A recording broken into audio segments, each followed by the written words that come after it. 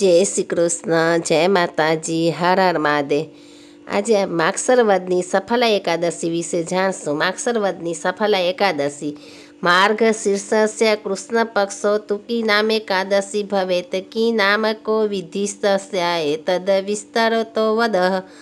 યુધિષ્ઠિર ભગવાન શ્રી કૃષ્ણને પૂછ્યું, હે ભગવાન, માગસર માસના કૃષ્ણ પક્ષમાં જે એકાદશી આવે છે એનું નામ શું છે, એની વિધિ શું છે, એ દિવસે કયા દેવની પૂજા કરવામાં આવે છે તે તમે મને કહો।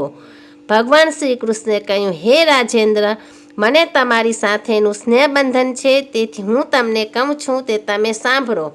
એ એકાદશીને સફલા એકાદશી કહેવાય છે।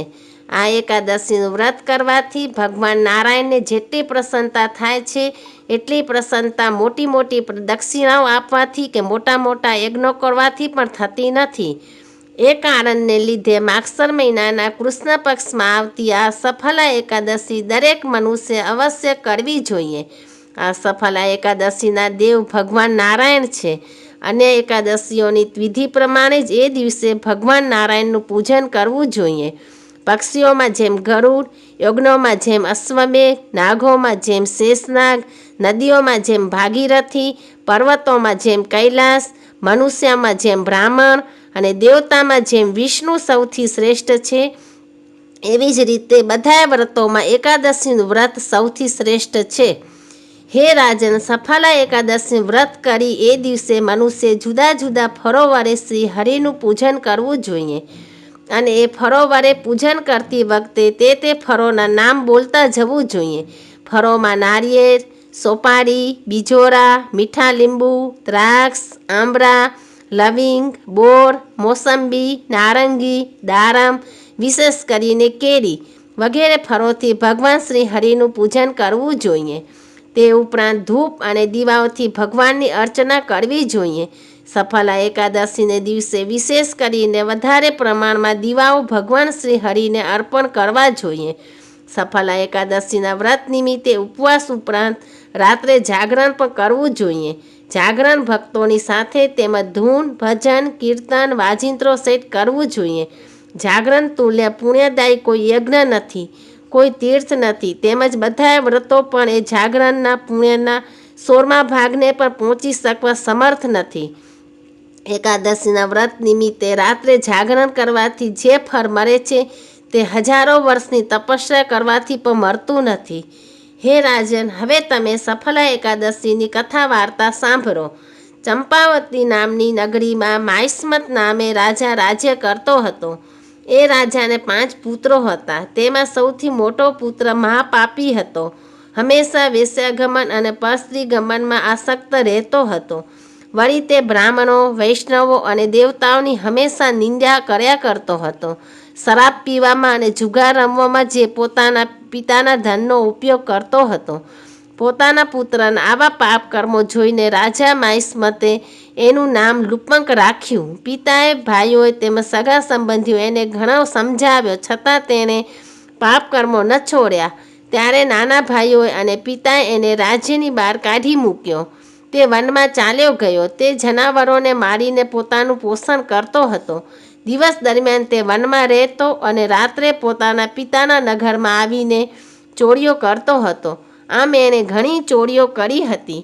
એક રાત્રે જ્યારે નગરમાં ચોરી કરવા આવ્યો ત્યારે રાત્રે પહેરો ભરતા સિપાહીઓએ એને પકડી લીધો, પરંતુ જ્યારે એણે કહ્યું કે પોતે માહિષ્મત રાજાનો પુત્ર છે ત્યારે સિપાહીઓએ એને છોડી દીધો।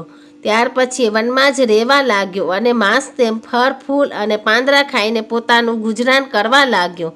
એ વનમાં એક ઘણા જ વર્ષો જૂનું પીપળાનું વૃક્ષ હતું। એને એ પીપળાની પવિત્રતાની ખબર ન હતી। અજાણતા જ એ પીપળાના વૃક્ષ નીચે જ તે રહેતો હતો। એ પીપળાના વૃક્ષમાં દેવતાઓ નિવાસ કરતા હતા। ઘણા દિવસોથી લુપંક એ પીપળાના વૃક્ષ નીચે જ વસવાટ કરીને રહેતો હતો। એવામાં એક દિવસ પૂર્વજન્મના સંચિત પુણ્યના પ્રભાવથી એનાથી સફલા એકાદશીના વ્રતનું પાલન થઈ ગયું। માગસર મહિનાના કૃષ્ણ પક્ષની એકાદશીના આગલે દિવસે એટલે કે દસમને દિવસે પાપી લુપંકે એ પીપળાના વૃક્ષની નીચે બેસીને ફળો ખાધા। પોતાની પાસે વસ્ત્રો ન હોવાથી આખી રાત એ પીપળાના વૃક્ષ નીચે ટાઢથી ઠરતો રહ્યો। બીજે દિવસે વહેલો ઉઠી શક્યો નહીં. ઠંડીથી એનું આખું શરીર અકળાઈ ગયું હતું. માંડ એ બપોરે ઉઠ્યો. એના પગમાં પીડા થતી હતી. લંગડાની જેમ ચાલતા પડતા આખરતા એ વનમાં ગયો. ભૂખને લીધે એનામાં અશક્તિ આવી ગઈ હતી. તેથી એનાથી એ દિવસે શિકાર થઈ શક્યો નહીં. એટલે એણે ફરો લેવાનો વિચાર કર્યો. પરંતુ કાચા ફરો પણ દાળીઓ સાથે વળગેલા હોય સહેલાઈથી પડતા ન હતા. જે પાકા ફરો હતા તે જ પડતા હતા. આમ કરતાં કરતાં પાછા પીપળાના સ્થળે આવતા તો સૂર્યાસ્ત થઈ ગયો.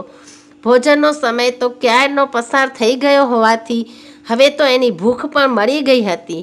એથી એને ફરો ખાવાની ઈચ્છા ન થઈ. એથી એ જે પાકા ફરો લાવ્યો હતો તે બધા જ પીપળાના વડની પાસે મૂક્યા અને બોલ્યો, હે ભગવાન નારાયણ, આ ફરો તમને સમર્પું છું.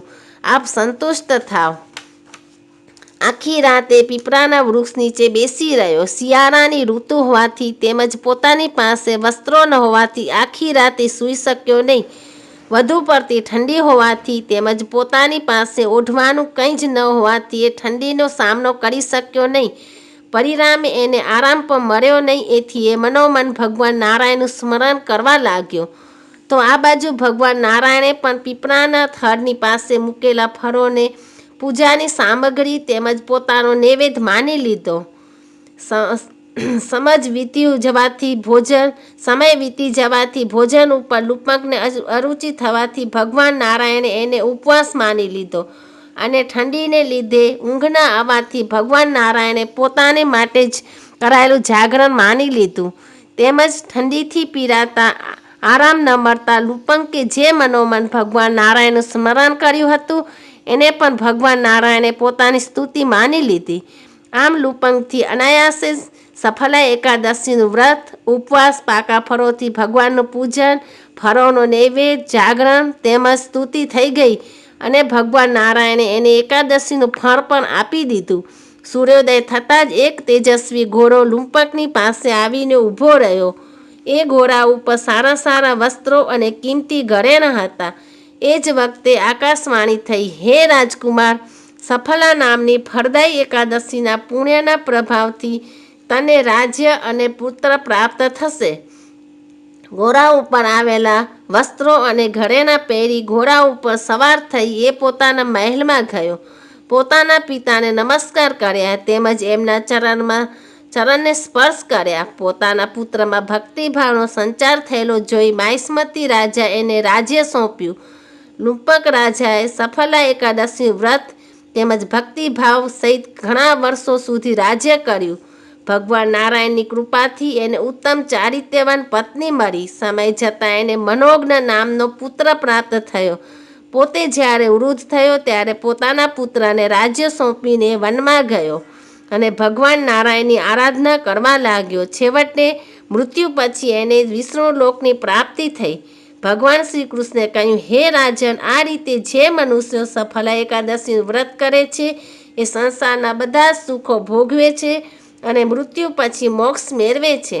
આ સફલા એકાદશીના મહાત્મ્યનો પાઠ કરવાથી, એનું શ્રવણ કરવાથી અને તે એકાદશીનું વ્રત કરવાથી પણ હર કોઈ મનુષ્ય રાજસૂય યજ્ઞનું ફળ મેળવે છે.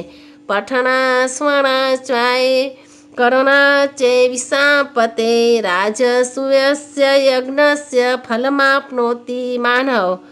જય શ્રી કૃષ્ણ. જય માતાજી. હર હર મહાદેવ. ઓમ નમો ભગવતે વાસુદેવાય. ઓમ નમો નારાયણ.